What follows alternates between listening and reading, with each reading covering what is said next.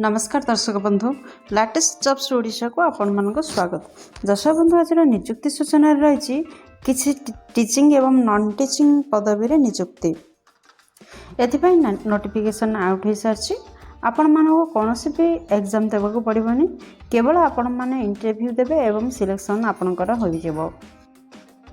नियुक्ति आपणकर collector office तरफ प्रकाश पाई आपण +2 टे भी करथिले एही पदवी पई आवेदन करि पारबे। +3 पीजी रो मध्ये आवश्यकता रही। देशटार home Odisha district collector office Gajapati तरफ विज्ञप्ति आपण पई जारी होईछि। विभिन्न प्रकार शिक्षक एवं अणशिक्षक पदवी पई आपण मान ठारो ईमेल जरिया रे आवेदन को आह्वान कर जाउछि। जदि आपण माने एही पदवी पई इंटरेस्टेड अच्छी ताहले आसतु जानिबा एथिपाई शिक्षागत योग्यता कौन आवश्यकता रही बयस सीमा केते आपणकर वैकेंसी डिटेल्स केते रही टोटल पोस्ट केते एप्लिकेशन फी अच्छी कि नहीं प्लेस ऑफ पोस्टिंग केउठी रहउछि इंपोर्टेंट डॉक्यूमेंट कौन कौन आवश्यक रहउछि जदि आपण माने याकु ईमेल रे आवेदन करछंती इंपोर्टेंट डेट कौन रही शेष रे देखिबे याकु किपरि आपण माने आवेदन करिवे।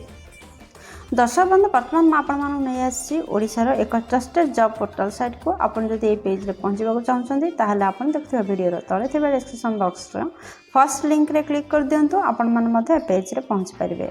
नेम ऑफ ऑर्गेनाइजेशन देशर home Odisha district collector office Gajapati तरफ विज्ञप्ति आपण पई जारी होईछि।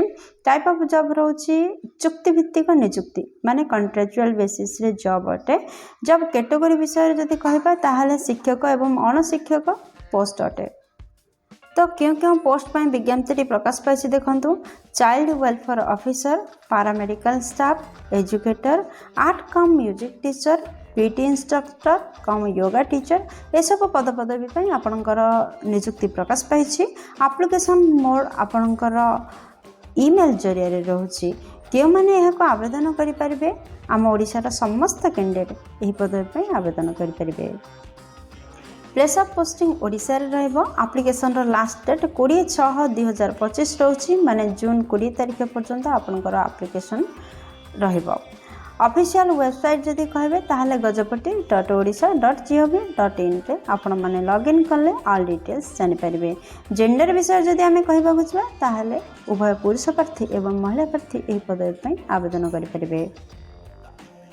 दर्शक बंधु आपण मान जानछन्ती विभिन्न प्रकार पद पदवी विज्ञप्ति जारी होईछि।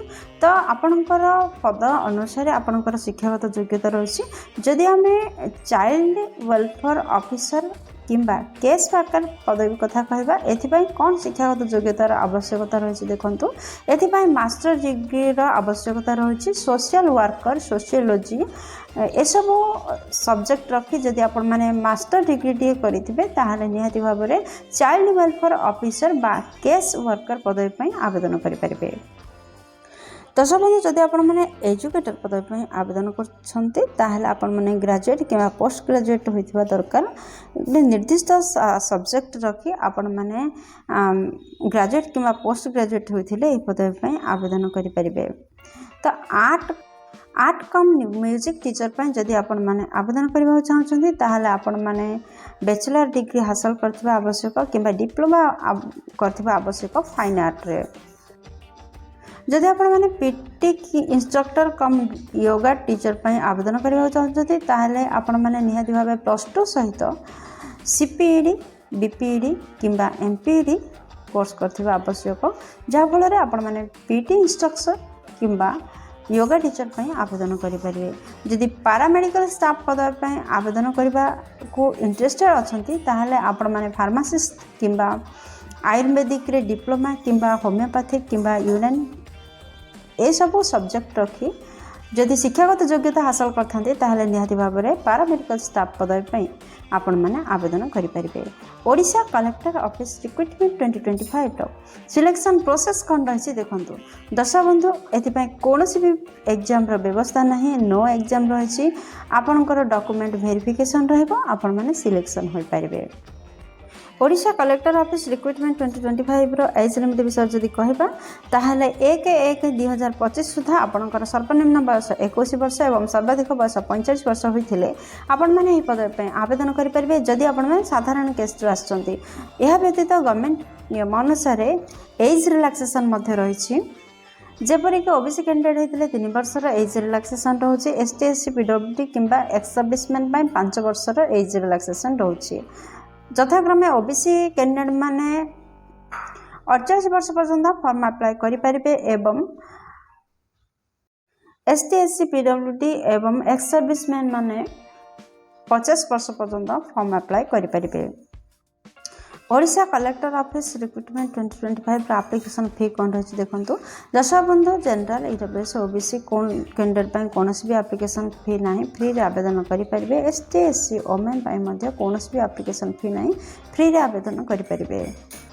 दर्शक बंधु आपण जानते ऑनलाइन रे यह आवेदन करी ऑनलाइन आवेदन कौन कौन इंपोर्टेंट डॉक्यूमेंट आवश्यकता रही देखो फर्स्ट आपंकर समस्त शिक्षागत योग्यता सर्टिफिकेट मार्कशीट आवश्यकता रही सेकेंड कैस्ट सर्टिफिकेट आवश्यकता रही थर्ड रे वैलिड ईमेल आईडी एवं मोबाइल नंबर आवश्यकता रही फोर्थ रे recent colour passport size Fotor आवश्यकता रही फिफ्थ रे गोटे आईडी प्रूफ आवश्यकता रही आपण माने आधार कार्ड भोट कार्ड पान कार्ड जेकोसी गोटे आईडी प्रूफ आवश्यकता दे पारिबे। तो एप्लिकेशन फॉर्म मत आवश्यकता रही आपण माने वीडियो डिस्क्रिप्शन रे यार पीडीएफ लिंक दिया जायछि सेठिरो एप्लिकेशन फॉर्म को डाउनलोड करि परबे एवं ताको प्रॉपर भाव में फिलअप करी ए सब डॉक्यूमेंट अटैच करि परबे। दर्शक बंधु ओडिशा कलेक्टर ऑफिस रिक्रुटमेंट 2025 रो सैलरी डिटेल्स रे रही कौन देखो जदि आपण माने चाइल्ड वेलफेयर ऑफिसर पद पे आवेदन करबा चाहछन ताहले मासिक 23,170 टका दरमा रहछि जदि एजुकेटर पे आवेदन करबा चाहछन ताहले मासिक 10,000 टका दरमा रहबो। आर्ट कम क्राफ्ट म्यूजिक टीचर जदि पे आवेदन करबा चाहछन ताहले मथे आपनकर मासिक दरमा 10,000 रहछि। दर्शक बंधु आपण माने जानछन्ते एहा को ईमेल रे आवेदन करा तो ये आपनकर ईमेल एड्रेस रोची यही एड्रेस रे आपण मानकर सब डॉक्यूमेंट को सेंड करंतु एवं ऑनलाइन रे आवेदन करंतु। आशा करछि वीडियो आपनकर बहुत काम लागबो जदि किछि भी उपकार कर पाछि वीडियो गोटे लाइक कर दियंतु सांगमान सहित जथेष्ट परिमाण शेयर करंतु चैनल रे नुआ थिले चैनल को निहाती सब्सक्राइब करंतु। दर्शक बंधु वीडियो को एपर्यंत देखिबार आपन अशेष धन्यवाद। पुणी देखा लाटेस्ट जॉब्स ओडिशा नुआ एक फ्रेश अध्याय नुआ एक नियुक्ति सूचना सहित से पर्यंत जय जगन्नाथ।